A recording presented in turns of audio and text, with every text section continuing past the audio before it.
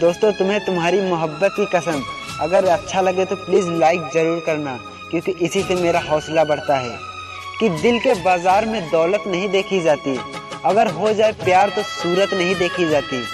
एक ही इंसान पे लुटा दो अपना सब कुछ, एक ही इंसान पे लुटा दो अपना सब कुछ, अगर चीज़ पसंद हो तो कीमत नहीं देखी जाती।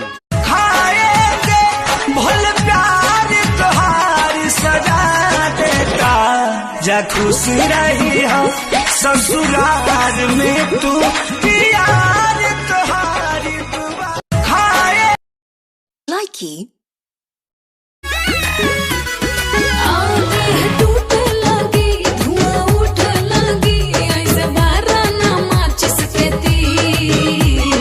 डाल के केवाड़ी में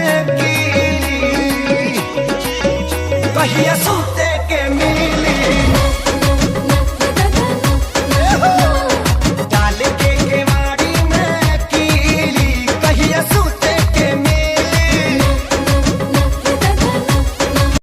ये दुआ है मेरी रब से तुझे आशिकों में सबसे मेरी आशिकी पसंद आए,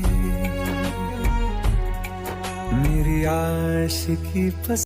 ये दुआ है मेरी रब से तुझे आशिकों में सबसे मेरी आशिकी पसंद आए, मेरी आशिकी पसंद। दिल की तरह दिया के मिलना दवाई, तो हर जुदाई जान जान लेके जाए, तो हर जुदाई जान जान ले।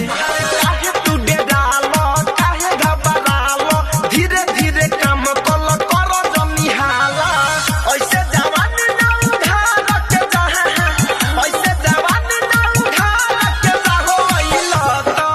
कहिलो तो मुहवा मार के जाया रो होता खाव के जा, कहिलो तो मुहवा मार के जाया रो होता खाव के।